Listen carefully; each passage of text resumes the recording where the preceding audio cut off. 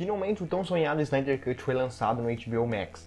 Esse filme estava sendo aguardado por muitos anos pelo público, e foi muito mais do que a gente esperava que fosse. O filme é muito bom, cheio de cenas inéditas, e são dessas cenas que a gente vai comentar. A gente vai comentar nesse vídeo de hoje as principais diferenças entre o Snyder Cut e a Liga da Justiça de Joss Whedon. Fala nerds, eu sou o Rivas e sejam bem-vindos a mais um vídeo do canal.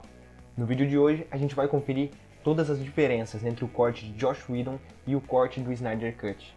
Tem muita gente que pensa que por ser os mesmos filmes, os dois cortes têm a mesma história e as mesmas coisas aparecem nos dois. Porém, essas pessoas estão erradas. Só quem viu esse filme sabe o quão grandioso ele é e o quanto que tem de personagens inéditos que nós nunca vimos aparecer no DCU.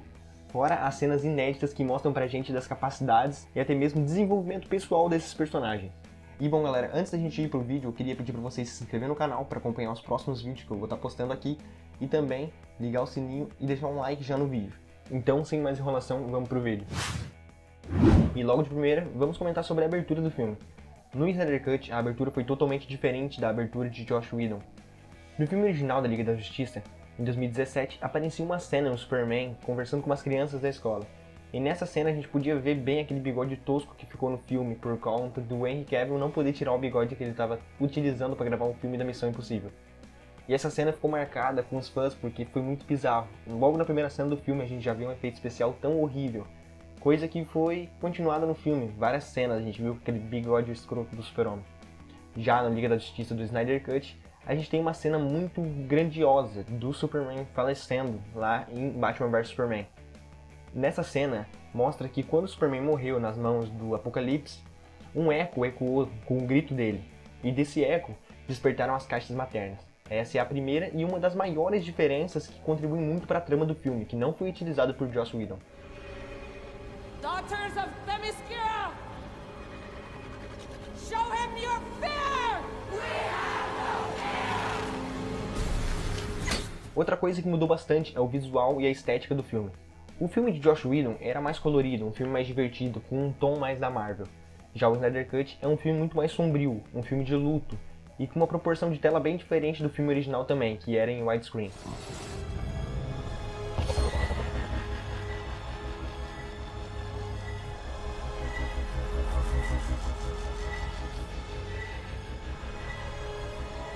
Outra coisa que é muito marcante no Snyder Cut é a trilha sonora do filme, que foi mudado durante as produções. Tom Oakenborg era o cara que ia fazer a trilha sonora original do filme, mas com a saída do Snyder do projeto, ele foi substituído pelo Danny Elfman. E agora, com a volta do Snyder, ele decidiu que o Oakenborg também voltaria para fazer a trilha sonora desse filme, e a diferença é grotesca. A gente consegue ver, pelo menos para mim, que as cenas do Snyder Cut são muito mais grandiosas e memoráveis do que as cenas do Joss Whedon. E uma dessas coisas é por conta da trilha sonora do filme, que é muito marcante mesmo.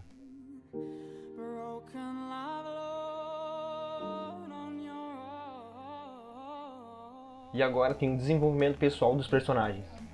Nesse filme, o Cyborg principalmente tem um desenvolvimento pessoal muito gigantesco. A gente consegue ver tudo sobre a história do Cyborg e por que ele é um personagem tão importante pro filme. Na Liga da Justiça do Snyder Cut, eu não estaria errado se eu não dissesse que ele é o coração do filme. Ele é uma das peças mais importantes do filme e que tem um grande espaço nessa trama. No filme a gente consegue ver o drama do Cyborg por ter perdido a mãe e a culpa que ele sente no pai pela morte dela. Nesse filme a gente vê também como o Cyborg não conseguia ser próximo do pai dele. Enquanto o pai dele, do jeito que ele era, ele tentava se aproximar do Cyborg, porém não com tanto amor que o Cyborg esperava que ele desse. A gente vê também o desenvolvimento do Cyborg com o luto dos pais, pois ele perde o pai no meio do filme, coisa que não acontece no filme original do Joss Whedon. A gente vê também a importância do Cyborg na trama e como é que ele se conecta diretamente com as caixas maternas, com o pesadelo do Batman e também com o final do filme. O Cyborg com certeza é o personagem mais importante desse filme. I'm not broken. And I'm not alone. Outro personagem que tem uma mudança bem grotesca é o Flash. O Flash no primeiro filme era um personagem muito bobo, era meio que o cômico do filme, ele que trazia a graça. Nesse filme não é muito diferente do primeiro. Porém, nesse filme mostra mais a grandiosidade do Flash e dos poderes dele, que são muito mais bem desenvolvidos. A gente consegue ver quão extenso é os poderes do Flash e quão grandiosos eles são. E a gente vê isso numa cena no final do filme que eu vou comentar mais adiante.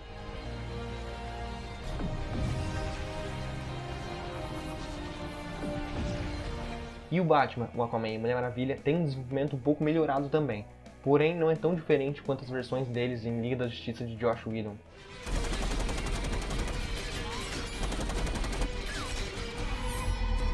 O Super-Homem é outro personagem que muda um pouco com a volta do Snyder pro filme.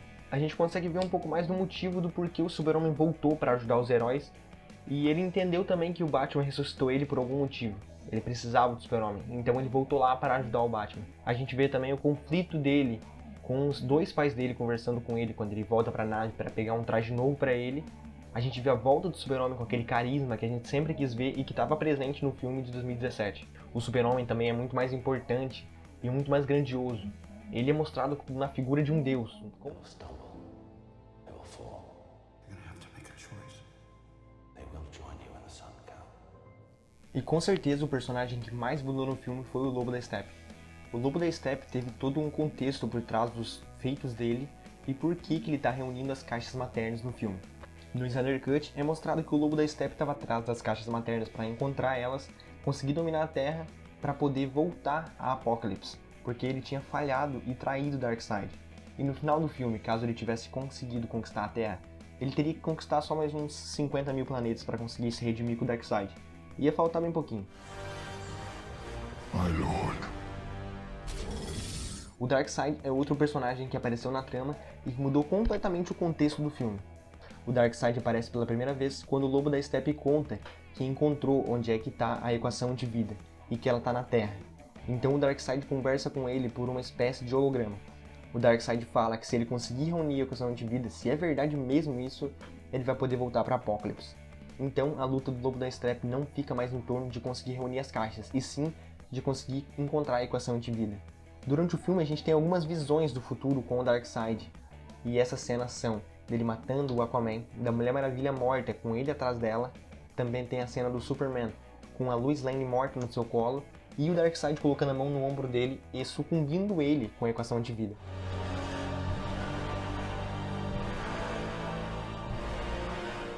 Nesse filme, a gente tem a participação especial de alguns personagens que não estavam presentes no filme do Joss Whedon. Entre eles estão a Iris, o Coringa, o Vulko, o Caçador de Marte, o Desaad e o Darkseid. Também tem a Vovó Bondade, o Ryan Choi e o Kilowog. Esses são os personagens que apareceram no filme. Alguns vão ter uma participação maior, por isso eu comentei eles. Os que tiveram uma participação menor ou apenas apareceram em algumas cenas, eu não vou comentar aqui.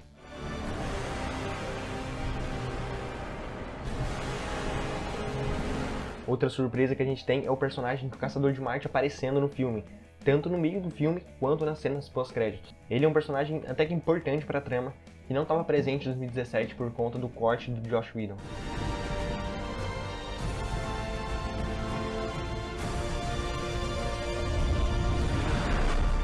Uma cena que ficou muito melhor, muito mais bonita e muito mais explicada foi a cena da Batalha dos Deuses Antigos.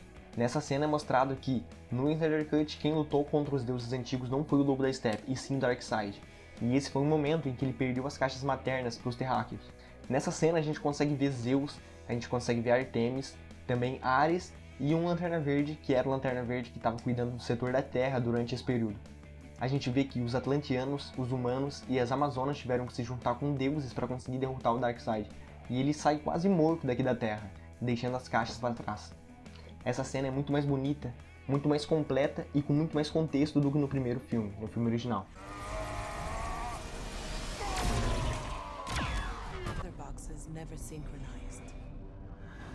Uma parte bem importante do filme e que deixou um gancho para a sequência foi a cena final, a batalha final do filme. Nessa batalha final no filme de 2017, a Liga luta contra o Lobo da Steppe enquanto ele tenta reunir as caixas maternas e juntá-las para dominar o mundo.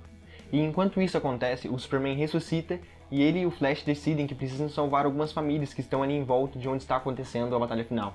E no final dessa cena, após o Steppenwolf ser derrotado, o Superman e o Cyborg juntos conseguem separar as caixas maternas, assim salvando a humanidade.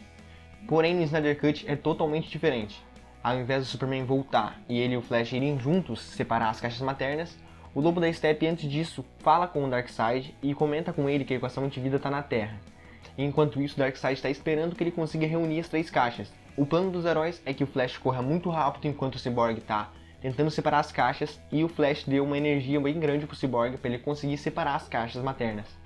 Porém, o Flash leva um tiro de um parademônio e ele cai no chão e não consegue ajudar o Victor Stone a separar as caixas. No momento exato que as caixas se unem, acontece uma explosão. Essa explosão destrói o planeta inteiro. Porém, o Flash consegue parar no tempo durante a destruição do mundo e ele tá meio que na galáxia, por cima dela. Bem viajado mesmo. Mas é uma cena muito top e eu acho até que pra mim foi a cena mais top do filme. Essa cena me mostrou o quão grandioso esse Flash é, e essa é a cena que eu ia comentar com vocês sobre o Flash. Aí o Flash corre tão rápido, mais que a velocidade da luz, voltando assim no tempo e dando a energia que o Cyborg precisava para conseguir separar as caixas. Assim os heróis conseguem separar as caixas, matar o Steppenwolf e ficar cara a cara com o Darkseid. Nisso, o Darkseid fala pro Darkseid e pra Vovó Bondade que eles vão preparar a tropa para vir invadir a Terra, para pegar a equação de vida.